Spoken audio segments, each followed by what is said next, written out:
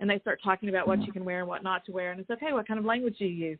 Are you allowed to cuss? Are you allowed to do this? Are you allowed to do that? And they're like, we kind of need to know what the company is and what the field is. I said, some, but pretty much standard, you shouldn't go cussing in an interview right off the bat. And they're like, oh, yeah. So they're talking and engaging, and it's a class discussion. So I try to get them, seeing the relevance of learning this information by how they engage. I ask them questions and make them comment on stuff like, how many's had a misunderstanding because you thought this word meant X, Y, Z, and they thought it meant this, Mm-hmm. I have them sometimes turn to each other and tell your partner when you've had miscommunication because of a word. What was the word? Why was it miscommunicated? How did they misunderstand it? Mm-hmm. So I think they engage quite a bit. Online, all of it has to be through those articles, videos, and them answering questions and doing discussions. And do you feel like it's, are they still as engaged? Are they less engaged when it's an online course? Less engaged, completely. Almost all of them have learned to game the system, so they know exactly how much they have to do of what. And, I'm telling you, a lot of them don't watch the videos. So there was this one on data, and I know at least 4 of the students in my public speaking class didn't watch the video because their answers didn't match what she said in the video.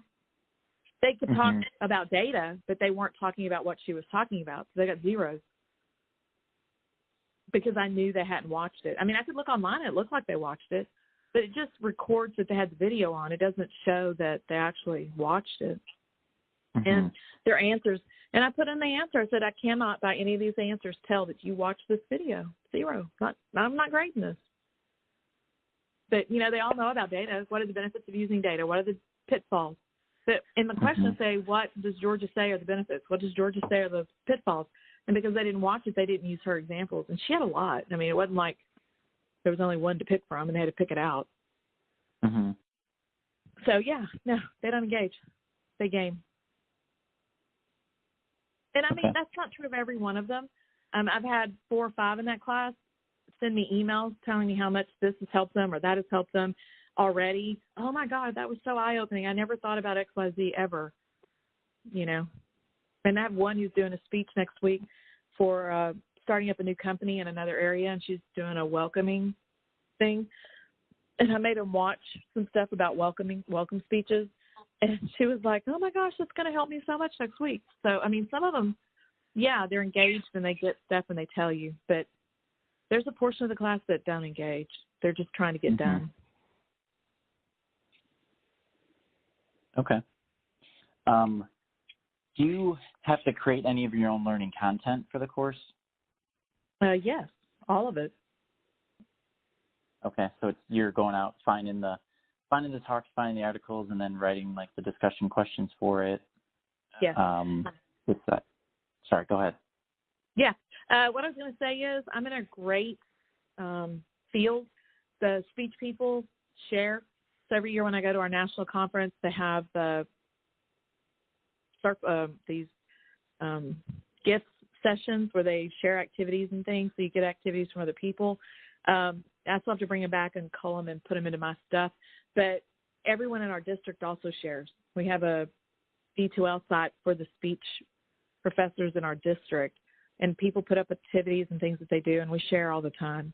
So I'm really fortunate that even though I have to create it, other people think of good ideas and I can use them.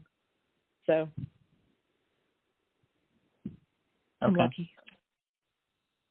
And then do you upload everything or bring everything into D2L and assign it there? Yep. Okay. And you mentioned there's a recorder in D2L that you use to record the videos, right? It's called Capture. Okay. All right. And then it's kind of strange. The Capture program is actually a program you download to your computer, and then you link it to D2L to your course with the code the school gives you, and then you record it, and then you say upload, and it uploads to your course. So. Okay. but it's an app or a program on my computer.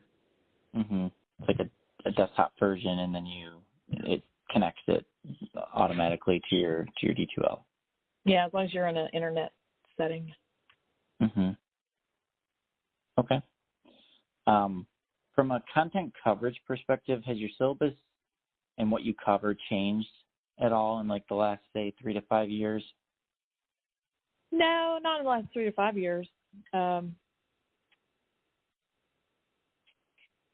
I wouldn't say it's dramatically changed. I stopped lecturing 15, 20 years ago and started doing a lot more activities. And so since I started doing activities, no, it hasn't really changed that much. Okay. I mean, and speech hasn't changed. I mean, there's new studies coming out. I get to tell them about how anxious they are now as opposed to 2 years ago when they weren't. Okay. All right, great. I'm going to share my screen here in a second. We'll shift gears just a little. Okay.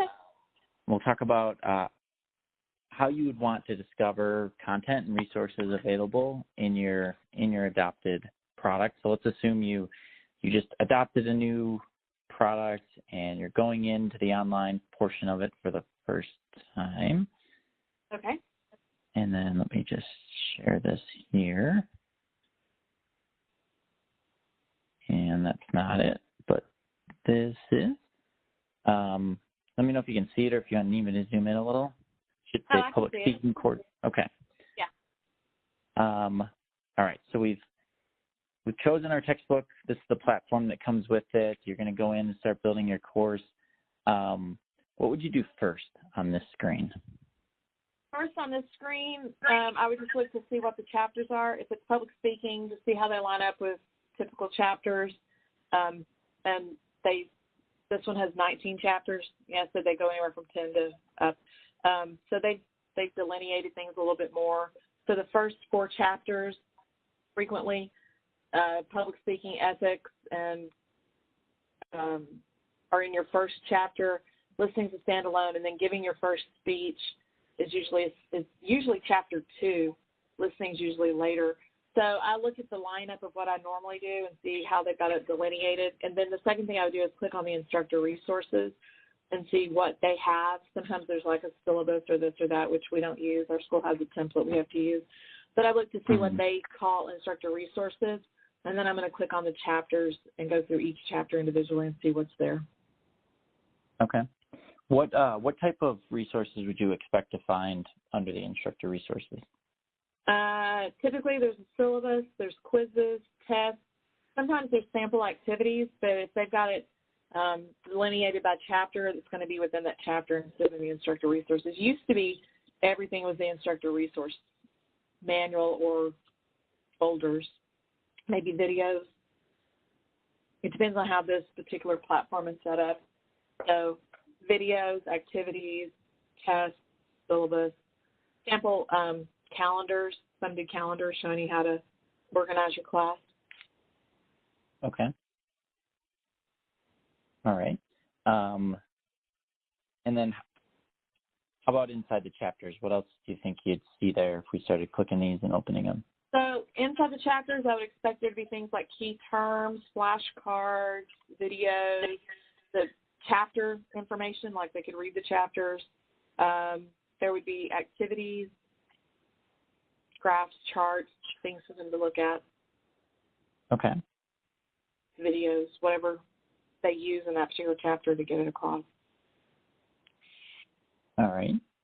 And when it comes to finding material, so there's the idea of like a search here or filters, and I know it's pretty generic, but would you use search and filters to try to discover content? Yes, because say I've read through 3 or 4 chapters looking at different things. The next day I'm going to find something. I can't remember which chapter it's in. Instead of going back through 4 chapters, I'm going to search it. Okay. I may have it pull up all videos, or I may have it pull up videos about X, you know. Mm-hmm. So I would use a search.